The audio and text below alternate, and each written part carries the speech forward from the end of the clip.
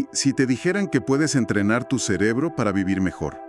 Pero no como una frase de autoayuda, sino con técnicas. Bueno, con técnicas basadas en cómo funciona de verdad.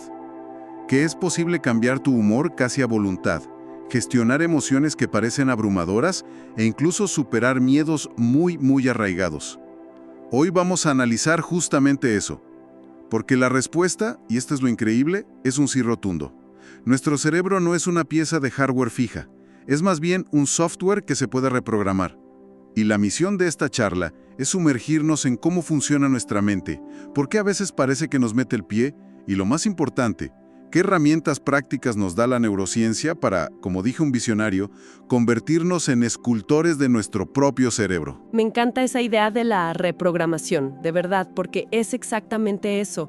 Se trata de pasar de la neurociencia de laboratorio, la teórica, a la de la vida diaria. Y el punto de partida es entender que nuestro cerebro, pues, opera con un sistema muy antiguo, programado con un único objetivo: sobrevivir.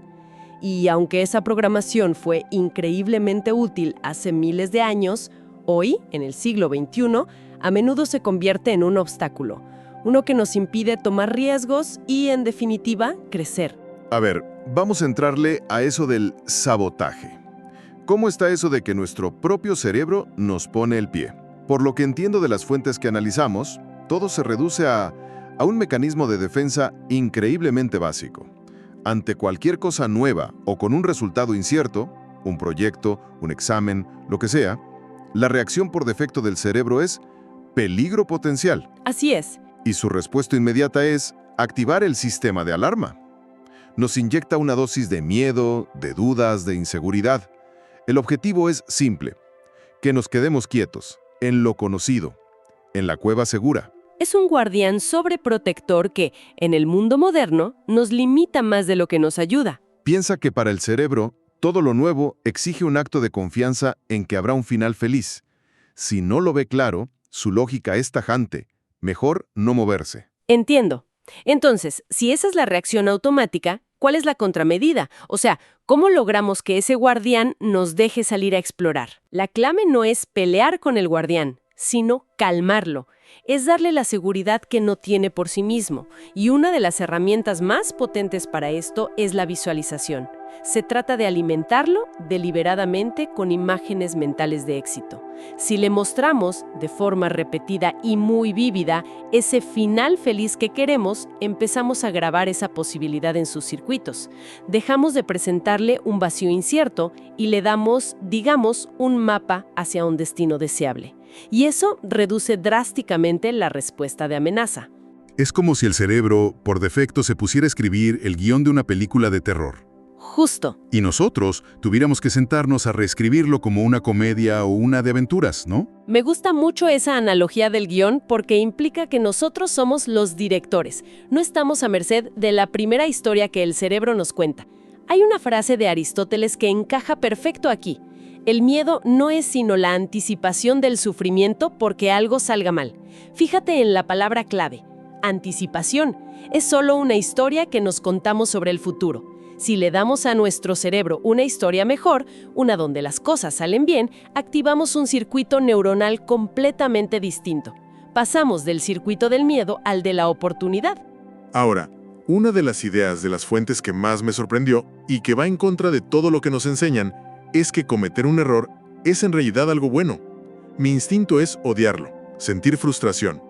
¿Cómo es que ese momento de fallé se convierte en una oportunidad de oro para el cerebro? Es que ese momento es pura neuroquímica en acción. Es un estado de hecho ideal para el aprendizaje. Cuando cometemos un error, el sistema nervioso se sacude y grita: «Atención, algo no salió como esperábamos». Y en ese instante se libera un cóctel químico potentísimo. Lo primero es un chorro de epinefrina, o sea, adrenalina, que nos pone en alerta máxima. Es el cerebro diciendo: «Enfócate». Ok, siento la alerta. Pero inmediatamente después viene la frustración, el «qué mal lo hice». Ahí está el momento crucial. Justo después de la epinefrina, el cerebro libera una segunda sustancia, la acetilcolina. Su función es como la de un láser. Nos permite enfocar nuestra atención de manera súper precisa. Y aquí tenemos una bifurcación. Si dirigimos ese láser hacia el error para entenderlo, para buscar la solución, estamos usando esa química para construir nuevas conexiones. Pero si lo dirigimos hacia la autocrítica, hacia el soy un desastre, pues caemos en el pozo de la frustración y la oportunidad de oro se esfuma. Entonces, el truco es mantenerse en la incomodidad del error el tiempo suficiente para redirigir el foco. Y si lo logramos, ¿hay alguna recompensa? La mejor de todas. Si logramos mantenernos en esa incomodidad productiva, esforzándonos hacia el objetivo a pesar del error, el cerebro nos recompensa con dopamina. Y aquí está la clave. La dopamina no es solo el neurotransmisor del placer, es el del aprendizaje. Es la señal que le dice al cerebro, oye, esto que estás haciendo, este esfuerzo, es bueno, vale la pena, grábalo. En esencia, el cerebro aprende a disfrutar del esfuerzo. Hay un ejemplo en las fuentes que lo ilustra de una forma increíble. La experiencia de una persona con un miedo atroz a volar que decide aprender a pilotar un helicóptero. Suena a locura, ¿no? Totalmente. Pero es la aplicación perfecta de este principio. El objetivo de esa persona no fue vencer el miedo, porque eso es casi imposible, fue atravesarlo. Se metió voluntariamente en una situación de incomodidad controlada. Con cada lección, su cerebro era sometido a ese estrés enfocado y liberaba el cóctel del que hablamos. Primero, la alerta de la epinefrina. Luego, el foco de la acetilcolina al hacer las maniobras. Y finalmente, el premio de la dopamina con cada pequeño logro. El miedo no desapareció de golpe, se fue traspasando. ¡Qué increíble! O sea, la clave no fue esperar a no tener miedo, sino actuar con el miedo. Es un cambio de paradigma total. Y eso me lleva a pensar en herramientas más cotidianas. Por ejemplo, algo que nos pasa a muchos. La dificultad para concentrarse en un mundo lleno de distracciones. Es una lucha constante, porque nuestro cerebro está diseñado para saltar de un estímulo a otro. Pedirle que se enfoque en una sola cosa es, de hecho, antinatural. Para lograrlo necesita crear una especie de burbuja de concentración. Y para construirla necesita un equilibrio que parece contradictorio. Calma y energía, al mismo tiempo. Calma y energía. Suenan a polos opuestos. Parecen, pero no lo son. Para lograr esa calma, el cerebro necesita entrar en un estado de, digamos, alerta relajada, como cuando paseas por la naturaleza o escuchas música que te gusta. Y curiosamente, un truco para generar esas ráfagas de calma es hacer algo muy intenso pero corto, saltar la cuerda o bailar con mucha energía 1 minuto. Justo después, el cerebro entra en ese estado de serenidad. Ok, ya tenemos la calma. ¿Y la energía para el esfuerzo mental? Esa es la segunda parte. La concentración es un esfuerzo que requiere mucha energía, principalmente en el hemisferio izquierdo. El paso de un estado disperso a uno de foco total no es instantáneo, tarda entre 5 y 8 minutos. Podemos ayudar al cerebro a hacer esa transición más rápido usando lo que se llaman anclas. Por ejemplo, encender siempre una vela con el mismo aroma antes de trabajar. Con el tiempo, el cerebro asocia ese olor con el modo foco. Y hay un ejercicio súper simple que mencionan para acelerar eso. Consiste en mirar objetos a tu alrededor y, sin decirlos en voz alta, pensar su nombre. Lámpara, libro, silla. Al parecer, este acto tan sencillo obliga al cerebro a pasar de un foco abierto, panorámico, a uno cerrado y preciso, como ajustar el lente de una cámara. Y esa sensación de alerta y miedo que mencionamos al principio no solo aparece ante cosas nuevas. A veces se dispara sola, sin motivo aparente. Y ahí ya no hablamos de estrés, sino de ansiedad. Totalmente. El estrés tiene una causa clara, fuera de nosotros. La ansiedad, como la describen, es un mecanismo interno, un miedo que vive en el subconsciente y que puede saltar en cualquier momento. En las fuentes proponen una metáfora que me pareció muy poderosa. Ver nuestro cerebro no como un órgano complejo, sino como un niño pequeño que está muerto de miedo. Y esa metáfora lo cambia todo, porque la ansiedad, con sus síntomas físicos, el corazón acelerado, la falta de aire, no es más que la forma que tiene ese niño asustado de llamar nuestra atención. Es un grito de ayuda. Y si lo vemos así, las soluciones se vuelven mucho más intuitivas.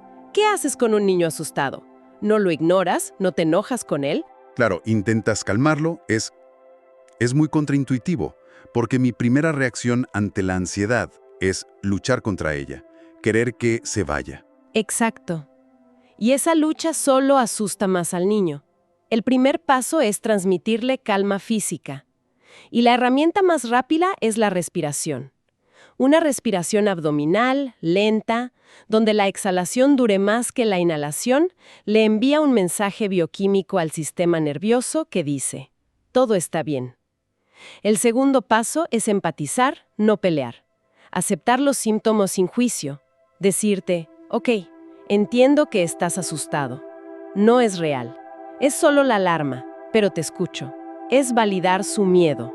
Y el tercer paso, una vez que está un poco más calmado, es desviar su atención. Justo, usar los sentidos para sacarlo del bucle del miedo. Poner una canción que asocias con momentos felices, oler un perfume que te traiga buenos recuerdos. Es como darle al niño asustado su juguete favorito. Lo sacas del mundo interno de la amenaza y lo conectas con la realidad segura del presente. Esta idea de reinterpretar nuestras reacciones internas es potentísima. Y me lleva al tema del estrés. Siempre pensamos que es el enemigo, pero en las fuentes se habla del eustrés, un estrés positivo. Sí, y hay un estudio de Harvard que es revelador. Tomaron a 2 grupos de personas que iban a enfrentar una situación estresante. A un grupo le dijeron que las señales físicas del estrés, el corazón acelerado, las manos sudorosas, eran malas, una señal de que no estaban preparados. Al otro grupo le dijeron lo contrario. Esas señales son buenas, significan que su cuerpo se está activando, preparándose para el desafío, dándoles más energía. Eso suena casi demasiado bueno para ser verdad. Simplemente por cambiar mi pensamiento, mi cuerpo reacciona diferente. Porque la sensación física, el corazón a 1000, sigue ahí. La sensación sigue ahí, pero la respuesta fisiológica subyacente cambia por completo.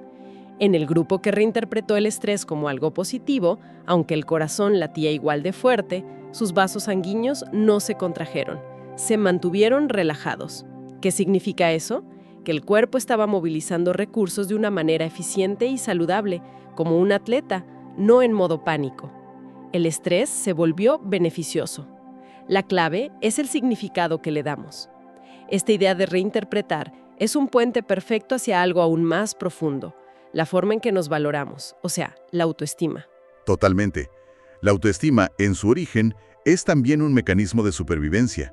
Nacemos programados para buscar la aceptación del grupo, de la tribu. Nuestro cerebro primitivo sabe que ser aceptado significa estar a salvo. Por eso, desde niños, buscamos un rol, el bueno, el inteligente, el rebelde, lo que sea, con tal de ser validados. Pero en la vida adulta depender de esa validación externa es agotador y frágil. El cambio de chip fundamental es pasar de buscar esa validación fuera a construirla dentro. Y esa construcción es un entrenamiento activo.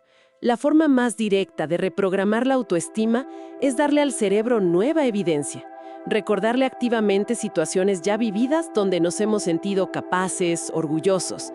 No se trata solo de pensar soy bueno, sino de traer a la memoria la sensación de aquel proyecto que terminaste, de ese miedo que superaste. Y supongo que no basta con hacerlo una vez. Bueno, claro que no. Es un músculo.